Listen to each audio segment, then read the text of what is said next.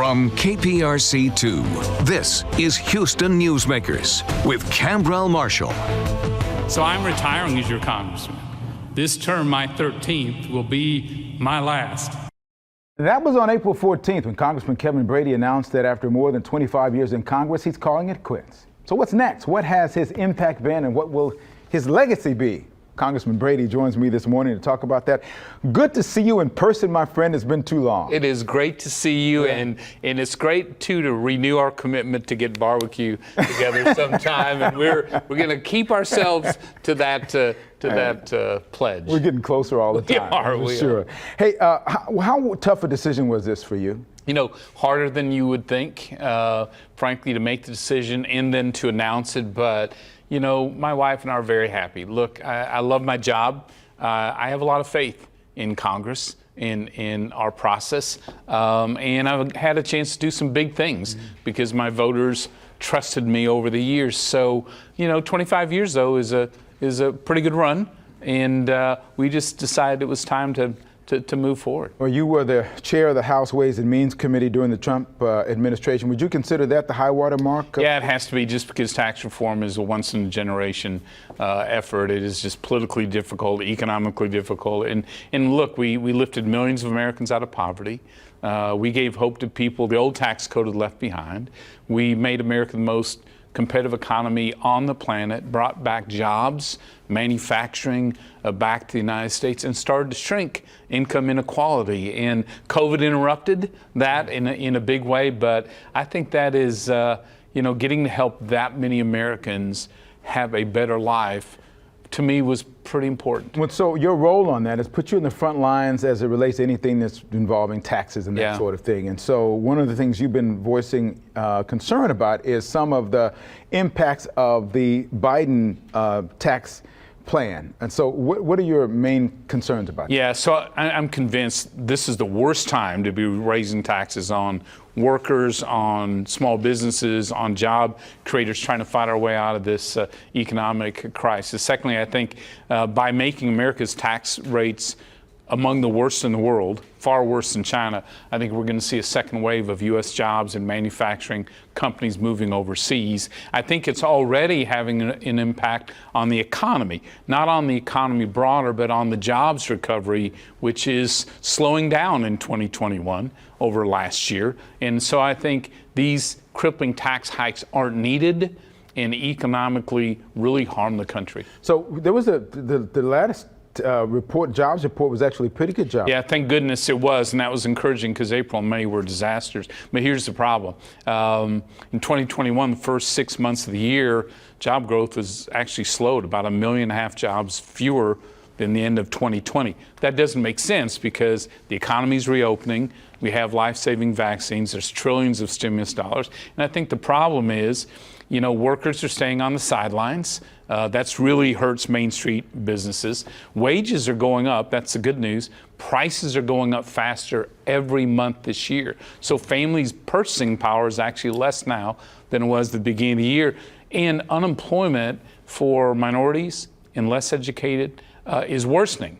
So there's some red flags here that I think we need to address, both parties need to address. It's kind of an awkward time, isn't it, though? Coming out of what we went through, the pandemic, it was just, unless you have a real good crystal ball, how do you really know?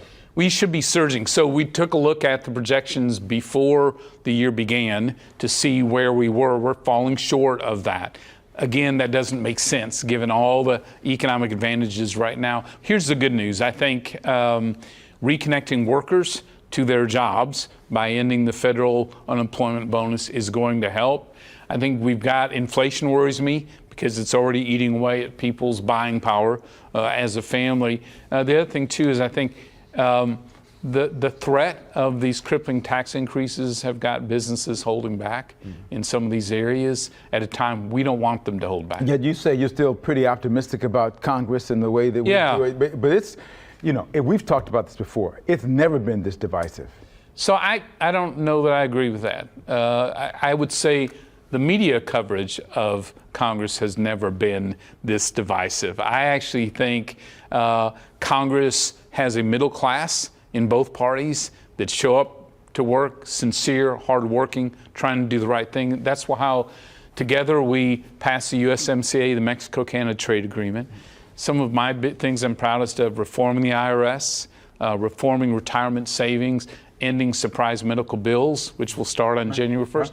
All were bipartisan successes, but that doesn't get the coverage I think it deserves. Well, you're right. The noisemakers are on either side, and that's what gets a lot of the attention there. Let's talk about voting rights for a second, because in this country, that's certainly one of the most important rights that we ever have. And right now, that's on the forefront. We get arguments heated on either side about what's important and what's not important. And right now, whether or not you are talking about voter integrity or, in some people's opinions, voter suppression.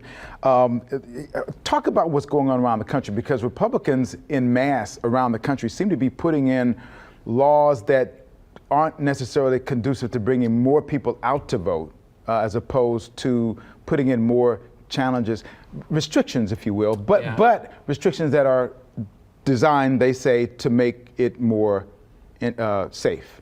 I don't agree with that narrative. I don't think it has credibility, and the voter suppression claims have no evidence to them. In fact, what I've seen in Georgia, here in Texas, are efforts to expand voting, make it both easier to vote, increasing access, but create that election integrity. And I think that's important, separate from the last election. The last 20 years, Khambrel, I think one of the biggest threats to democracy is more and more Americans don't trust these election results. And on both sides of the aisle. In fact, before the November election, 6 out of 10 Americans said they weren't sure that they would trust the election results. That's dangerous and unhealthy, and I think something both parties, frankly, ought to be working on together. Well, and we'll talk. There's so much more we can talk. We need an hour. You know that. We always need an hour about how we got to that point, how people started to believe that, because the media cycles really get going, and the former president really pushed the idea that if he lost, it was going to be rigged, and so a lot of people were believing that. But he got that idea from President Jimmy Carter and Hillary Clinton, and even candidate Joe Biden, who claimed that he was not a legitimate president, and that election was stolen. Bottom line is that stuff has got to end, and we've got to find a way to recreate that trust. Well, we're going to continue to talk here. We can't really change that part of it really quickly. We're going to thank you for sticking around for this next segment. We're going to continue to talk about your legacy, if we will, and I hope that that's going to be a good one as you leave Congress, and about the January 6th attack on Congress and why you voted the way you did on the efforts to look into what happened there that day. We'll talk about that coming up. January 6th. For the rest of our country's history, I think that date will be a date that will be remembered as one of the biggest blights on our country's efforts at democracy. An attack by Trump supporters, far-right activists on our nation's capital, while our representatives were trying to certify the election of a democratically elected president. Why have you not voted for the bipartisan effort to find out what is at the bottom of this? Yes, one, it isn't a nonpartisan effort. It is very partisan and directed primarily by Democrats, led and operated by them. So I don't think it'll be fair. But here's my bigger objection. The political violence in America didn't start or end on January, as abhorrent as that is, and how horrible we all ought to condemn it. Political violence, unfortunately, has been plaguing our country for more than a year and a half, and I want a commission that doesn't sweep the looting, the violence, the deaths of 30 Americans, the attacks on thousands of law enforcement, all in the name of politics.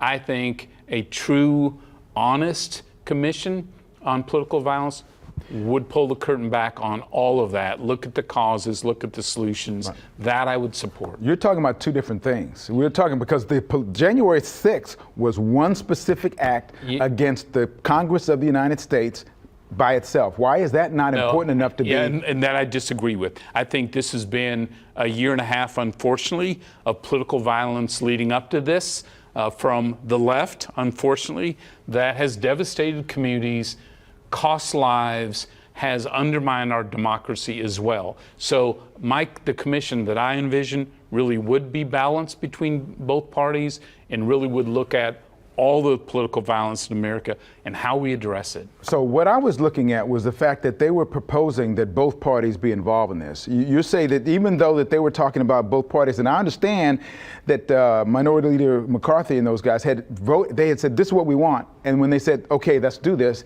then it was like, okay, that's not going to work. So when we look closely at how that commission was designed, it was clear it was run by one party and would be directed by them.